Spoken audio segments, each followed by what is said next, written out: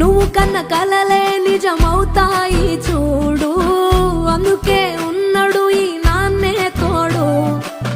దశరథ మహారాజే నాన్నై పుట్టాడు, నువ్వు రాముడంత ఎదగ